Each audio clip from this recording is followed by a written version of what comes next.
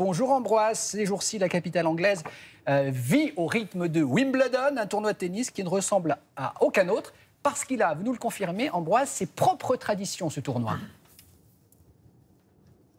Bonjour Damien. Oui, et ces traditions, elles sont très strictes. Vous savez peut-être que Wimbledon est le seul tournoi du Grand Chelem à se disputer sur gazon.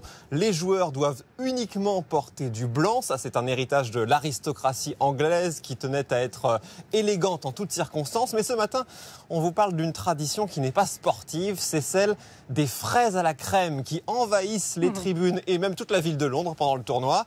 Alors, quel rapport entre les fraises et le tournoi? Charline Madini est allée les goûter pour nous. Regardez.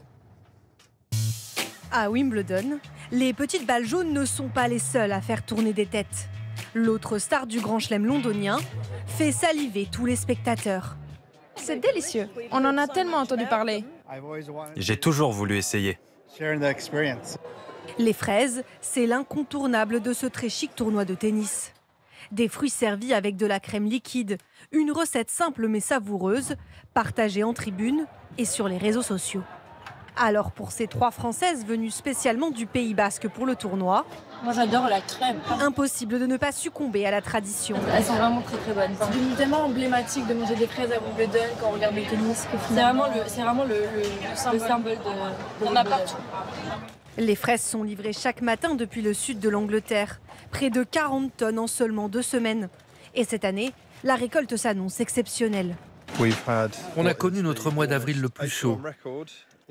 Les fraises sont donc arrivées en avance, plus grosses et plus sucrées que les années précédentes. De quoi ravir au-delà des allées de Wimbledon, car les fraises à la crème sont désormais tendance. Des gâteaux, des croissants et même ce sandwich vendu dans un célèbre supermarché. Dans les cuisines de ce restaurant londonien, le chef a lui décidé de revisiter ce classique sucré. C'est inspiré de la crème brûlée, avec de belles fraises et une confiture maison de sureau et de champagne. 2 desserts à la carte pour seulement quelques jours. Le temps de regarder le tournoi en terrasse sur grand écran. Les clients viennent chaque année pour voir les matchs et manger des fraises. Servi avec une bonne crème, c'est déjà fantastique. Mais ici, on veut sublimer ces fraises. Avec ou sans tennis, les fraises de saison se dégustent jusqu'à la fin du mois de juillet.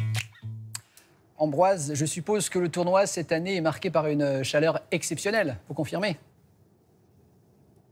Oui, lundi, le tournoi a connu sa journée d'ouverture la plus chaude de son histoire. Alors forcément, les joueurs, le personnel doivent s'adapter. Le public aussi, parce qu'il fait parfois la queue pendant de longues heures en plein soleil pour obtenir des places. Ça aussi, c'est une tradition du tournoi. Sauf qu'avec une vague de chaleur, certains spectateurs disent que c'est plus éprouvant que de courir un marathon. Et puis, il y en a un autre qu'il faut penser à hydrater, c'est le gazon. Le gazon, il est surveillé de très près pendant tout le tournoi. Sa fermeté, son humidité, pour l'arroser copieusement pendant la nuit avec des produits spéciaux aussi qui permettent de mieux l'hydrater avant de le couper tous les matins à la hauteur très stricte de 8 mm, pas plus, pas moins.